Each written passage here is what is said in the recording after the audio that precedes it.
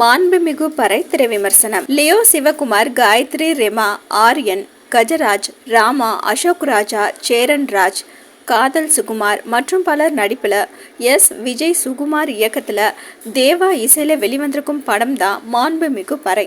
படம் எப்படி இருக்கு வாங்க பார்க்கலாம். பறை இசை கலைஞர்களான லியோ சிவகுமாரும் ஆரியனும் ஆதிப்பறை என்ற பெயரில் இசைக்குழு ஒன்றை நடத்தி வருவதோடு அழிந்து வரும் பறை இசையை மற்றவர்களுக்கு சொல்லிக் கொடுத்து அந்த கலையை வளர்க்கும் முயற்சியிலும் அந்த கலையின் பெருமையை உலகறிய செய்யும் முயற்சியிலும் ஈடுபட்டு வருகிறார்கள்.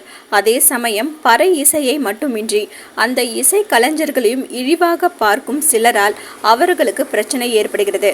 இதிலிருந்து மீண்டு அவர்கள் நினைத்ததை சாதித்தார்களா இல்லையா என்பதை சொல்வதுதான் மாண்புமிகு பறை. ஹீரோவாக நடித்திருக்கும் லியோ சிவகுமார் வெற்றி என்ற கதாபாத்திரமாக நடித்திருக்கிறாரே தவிர பறை இசை கலைஞராக நடிக்க முடியாமல் திணறியிருக்கிறார்.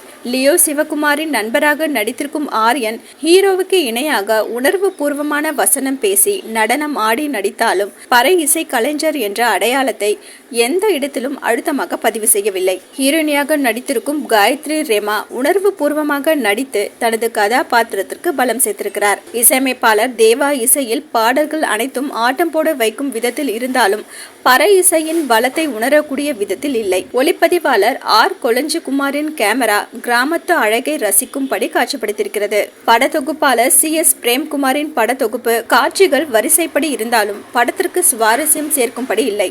எழுதி இயக்கியிருக்கும் எஸ். விஜயகுமார் பறை இசையின் பெருமையும் அந்த இசை கருவியை வாசிப்பவர்கள் எப்படி சிறுமைப்படுத்தப்படுகிறார்கள் என்பதையும் அழுத்தமாக பதிவு செய்ய முயற்சித்திருந்தாலும் படத்தின் பெரும்பாலான காட்சிகளில் ஜாதி பிரச்சனை மற்றும் ஆணவ கொலை பற்றி பேசுவதால் பறை இசையின் தாக்கம் பார்வையாளர்களை பாதிக்க தவறிவிடுகிறது. மொத்தத்துல மாண்புமிகு பறை வெறும் சத்தம் மட்டுமே.